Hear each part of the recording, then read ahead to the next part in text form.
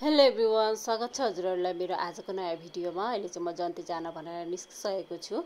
यता म छोरी मेरो हस्बेन्डहरू सबैजना तयार भएर निस्किसकेको छौँ। यता गाडी पनि रेडी भइसक्यो। यतातिर बेहुलालाई पनि तयार गरिसकेर यता अहिले बिदाईको मतलब पहिला फास्ट जाने जुन चाहिँ साइडको टिको हुन्छ त्यो टिको लगाइराख्नु भएको थियो। यता छेउछाउको छिमेकीहरू पनि आउनुभएको थियो।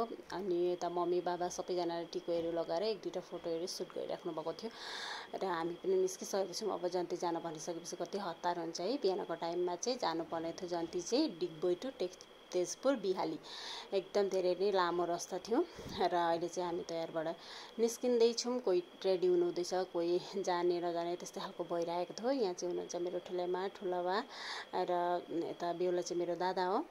अनि हामी चाहिँ अहिले अब निस्किसकेको छौँ। मैले तपाईँहरूलाई पहिला सर्ट ब्लग पनि दिएकी थिएँ यता म ठुलेमाको छोराको बिहामा जाँदैछु भनेर। र फाइनली आज चाहिँ हो बेहुली लिन जाने दिन। अनि यता मेरो भाइ बहिनीहरू सबैजना उही भेट भएर एकदमै खुसी लाग्यो, रमाइलो लागिरहेको थियो। बिहामा चाहिँ एकदमै राम्रो लाग्यो। यता नातिनीलाई हेर्नु हुँदै थियो, दाँत त छैन भनेर जिस्काइराख्नु भएको थियो मम्मीले। अनि यता मेरो नानु मामु दुईजना निस्किरहेछन् र हामी चाहिँ अब गाडीको वेट गरिरहेको थियौँ। बास गाडी त आइपुगेको थियो तर बेहुला गाडी चाहिँ आएको थिएन। भन्दा बेहुला गाडी पनि आइपुग्यो र बेहुलालाई अब एक दुईवटा नियमहरू गराउनुपर्छ। अब धेरै नै नियमहरू गराएर त्यसको बादमा अब अन्माइदिन्छ नि त। यहाँ चाहिँ राम्ररी लागेको रहेनछ, यसो पोलपोलीहरू लगाउनुपर्छ भनेर त्यही लगाइराख्नु भएको थियो। अनि अहिले चाहिँ यता अब साइडको नियम गरिराख्नु भएको छ। गाडीमा 3 चक्कर लगाएर अनि गाडीलाई पूजा गरेर उठ्ने पर्ने हुन्छ। यता बेहुलाको आमा बेहुला यसरी पण्डितजीहरू लगनगाठे दुईजना भएर ठुलाबा सबैजना भएर घुरिराख्नु भएको थियो। यहाँ घुरेर पूजा गरिराख्नु भएको थियो। हामी पनि साइडमा थियौँ। यता यहाँ हुनुहुन्छ मेरो मम्मी पनि यता सिकाइराख्नु भएको थियो, यसो गर्नु भनेर। मान्छेहरू पनि थुप्रै नै थिए, जन्ती चाहिँ बेसी गएको थिइनँ। अनि यता बेहुला गाडी पनि राम्रोसँगले फुलले डेकोरेसन गरेको रहेछ, एकदमै राम्रो लागेको थियो गाडी। यो चाहिँ मेरो मामाको छोरी पूजा र अहिले चाहिँ बेहुलालाई गाडीमा उठाउन आँट्नु हुँदैछ। को कहाँ बस्ने के बस्ने भनेर त्यस्तै खालको यहाँ सल्लाह भइरहेको थियो। अनि बेहुला गाडी चाहिँ बिदा गरिसकेर सेकेन्डमा चाहिँ थियो हामीहरूको गाडी। अनि धेरै नै लेट भइसकेर थियो। अब यहाँबाट तेजपुर पुग्नुपर्ने, त्यही भएर अहिले चाहिँ 10 बजिसकेको थियो होला हो अहिले चाहिँ। र यो चाहिँ हो मेरो भाइ, मलाई चाहिँ हाई गर्दै आइरहेको थियो, नमस्ते गरेर भनिरहेको थियो हजुरहरूलाई पनि। यता चाहिँ हामी पुरा सबजना ब्ल्याक गइछौँ भनेर कुरा गरिरहेको थियौँ। हामीले चाहिँ सल्ले गरेर ड्रेस चाहिँ लगाएर थियौँ, तर भाइले चाहिँ होइन, ऊ चाहिँ अचानक मिली गएछ। यता दिदीहरूलाई पनि मम्मीहरूलाई हामीले बाई गरेर हामी पनि अहिले निस्किसकेको छौँ। बेहुला गाडी फर्स्टमा, सेकेन्ड गाडी हामीहरूको थियो। यता बेहुलाहरू चाहिँ गाउँको मन्दिरमा पूजा गरेर जानुपर्छ साइडमा निस्किँदाखेरि भनेर यता मन्दिरमा पूजा गर्नलाई जानुभएको थियो। र बेहुलालाई पूजा गरिसकेर हामी चाहिँ निस्केर अहिले पुग्यौँ माकुम। र अहिले चाहिँ अब हामीहरूको सफर चाहिँ स्टार्ट भयो। यता हाम्रो गाडीमा चाहिँ भाइ दुईजना, मेरो भाइ र म र हस्बेन्ड चाहिँ पछाडि थियौँ। अनि नानीहरू दुईजना थियौँ। हामी चाहिँ आरामसे आफ्नै गाडीमा आरामले गयौँ। एकदम धेरै नै रमाइलो लाग्यो। र आजको भ्यू चाहिँ एकदम राम्रो गएको थियो। मौसम पनि धेरै नै राम्रो थियो, यति घाम पनि लागेको थिएन, पानी पनि आएको थिएन। र मौसमले गर्दाखेरि पनि एकदम मजा लागिरहेको थियो जानको लागि चाहिँ। र भाइहरूले चाहिँ यति हँसाएर मतलब यो दिन चाहिँ धेरै नै मेमोरीवाला दिन भयो। भान्जीलाई चाहिँ यता मामाले सुताइराखेको छ काखमा। र हुँदाहुँदै आधा रस्तामा पुगिसकेपछि चाहिँ मेरो हस्बेन्डलाई चाहिँ यति निन्द्रा लाग्यो बिचरा। आइपुगेर 3 बजी आइपुग्नु भएको थियो। आइपुगेर निस्किने बित्तिकै आइपुगेर एकछिन रेस्ट गरेर चाहिँ हस्बेन्ड हामी चाहिँ 1 बजीतिर निस्किहाल्यौँ। र त्यो दिन पनि सुत्न पाउनु भएन नि त, त्यति रेस्ट गर्न पाउनु भएन, त्यही भएर। र यता चाहिँ बेहुला गाडी हामी चाहिँ क्रस गरी त्यस्तै भएर गइरहेको थियौँ। र अहिले चाहिँ डिब्रुगढ पार भयौँ, जगन्नाथ मन्दिर पार भयौँ। आफै गर्थे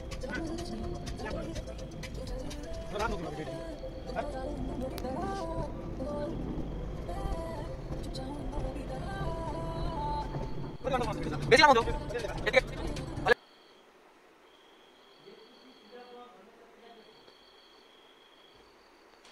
र अहिले चाहिँ हामी पुग्यौँ बगिबली ब्रिज।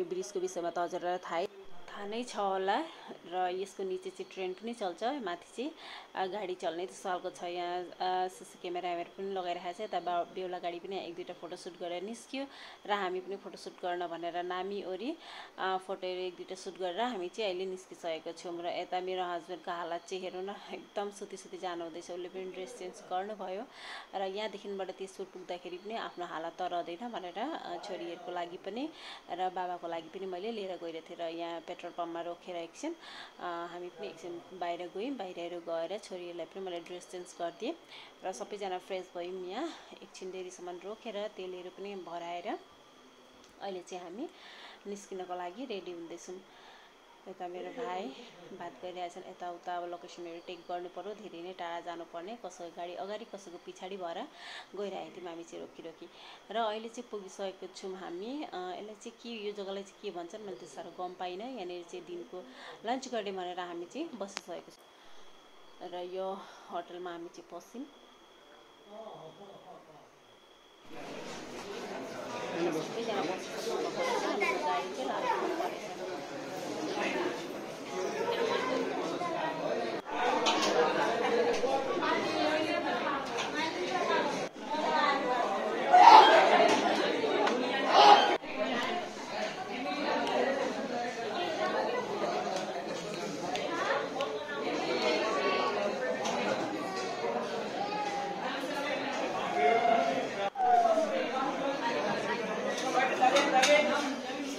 खानापिना खाइसकेर हामी चाहिँ यता साइडमा रहेछ पान दोकान अब पान त खानै पर्यो यता अङ्कलले पान सान किनेर दिनुभयो र हामी चाहिँ अहिले पुगिसकेका छौँ आधा रस्ता अब पुग्नलाई बेसी दूर छैन भन्नुहुँदै थियो र हस्बेन्डले पनि ड्रेसहरू लगाएर हामी चाहिँ अहिले गइरहेछौँ र अहिले चाहिँ फाइनली हामी चाहिँ पुगिसकेको छौँ जहाँ हामीहरूको भाउजूको घर थियो त्यहाँ पुगिसकेको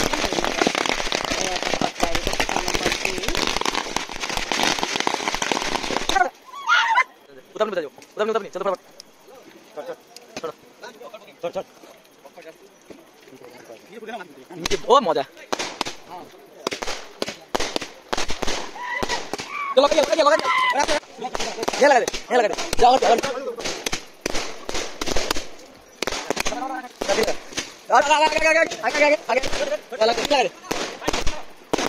आगे लगाओ 5 मिनट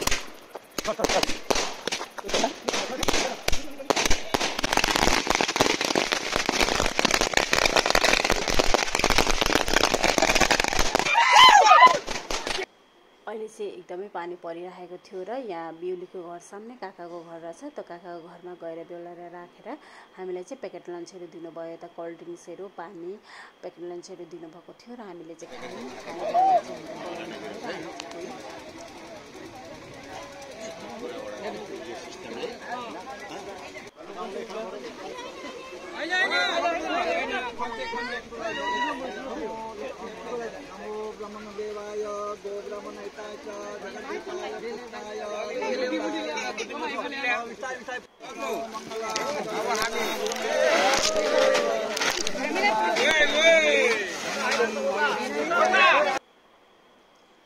अहिले चाहिँ हामी भित्र पसिसकेका छौँ डेकोरेसनहरू पनि एकदमै राम्रो थियो यहाँको नियम चाहिँ अलिकति उल्टा जस्तो लाग्यो किनभने हामीहरूको चाहिँ यतातिर पहिला फास्ट बेहुला गइसकेपछि स्वयंवरहरू गरेर अनि मात्रै भित्र पसाउँथे यहाँ चाहिँ पहिले फास्ट चाहिँ लगेर बेहुलालाई भित्र बसाएर जग्गामा एक दुईटा नियमहरू गरिसकेको बादमा अनि मात्रै स्वयंवरहरू गर्नुहुँदो रहेछ र तब आफ्नो आफ्नो गाउँको आफ्नो आफ्नो ठाउँको नियमहरू हुन्छ नि त आफूलाई चाहिँ त्यस्तो देखेर अब अरूको गाउँमा गएर अलग्गै देख्दाखेरि चाहिँ उसको अप्ठ्यारै लाग्न सक्दो रहेछ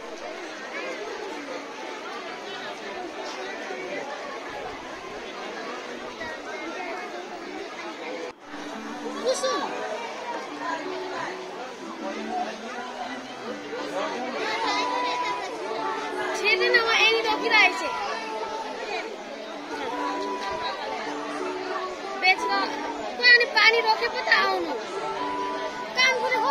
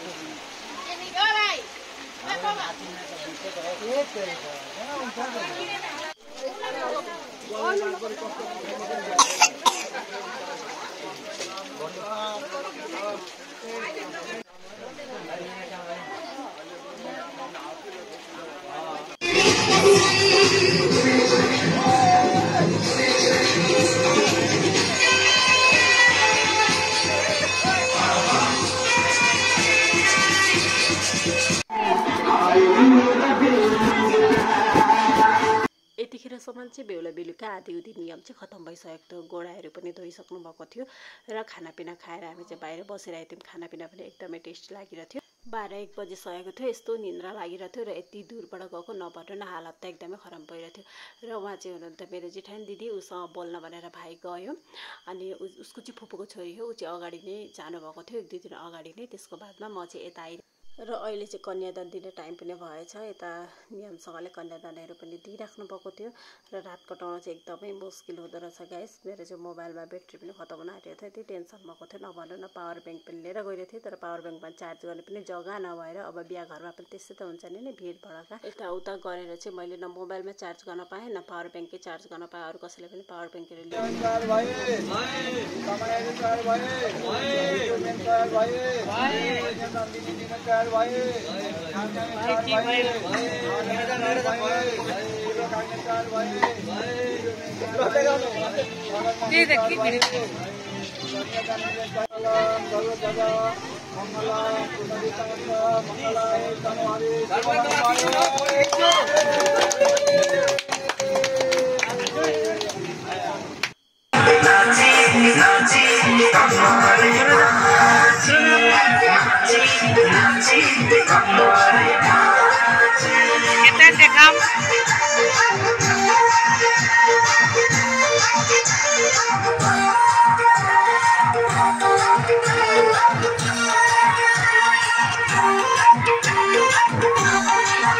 एकदमै डान्स चलिरहेको थियो। अहिले चाहिँ बेहुलीलाई बेहुलातिरबाट लगेको कपडा चेन्ज गर्न भनेर हामी चाहिँ भित्र जाँदैछौँ। अब बेहुलाले लगेको कपडा चेन्ज गर्नुपर्छ नि त,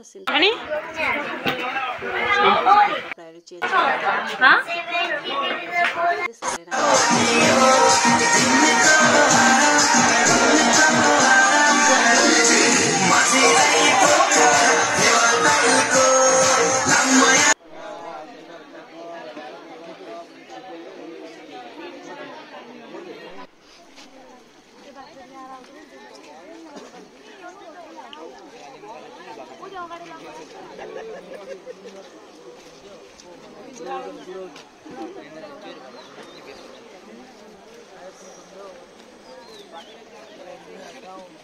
अहिले चाहिँ बिहान पनि भइसकेको छ र बेहुली अनमा टाइम पनि भयो। मैले चाहिँ आधी मात्रै भिडियो सुट गर्न पाएँ, अरू चाहिँ गर्नै पाइनँ किनभने मैले भनिसकेको छु तपाईँलाई मेरो मोबाइलमा पनि ब्याट्री लो भएको थियो र पावर ब्याङ्क पनि एकदमै खत्तम भइसकेको थियो र चार्ज गर्ने पनि जग्गै भेटेको थिइनँ भनेर भनिहालेँ तपाईँलाई। अहिले चाहिँ बिदा गर्ने टाइम भएको छ र एकदमै खराब, एकदमै छोरी मान्छेको लागि यो जति नराम्रो इमोसनल टाइम त के नै हुनसक्छ र नि। यति ठुलो भएर यति 20-25 वर्षको सम्म यता आफ्नो बाबाआमाको घरमा बसेर अहिले अरूको घरमा जान पर्दा कति दुःख लाग्छ भन्ने कुरा त त्यो जुन चाहिँ छोरी मान्छे हुनुहुन्छ उनीहरूलाई मात्रै थाहा छ।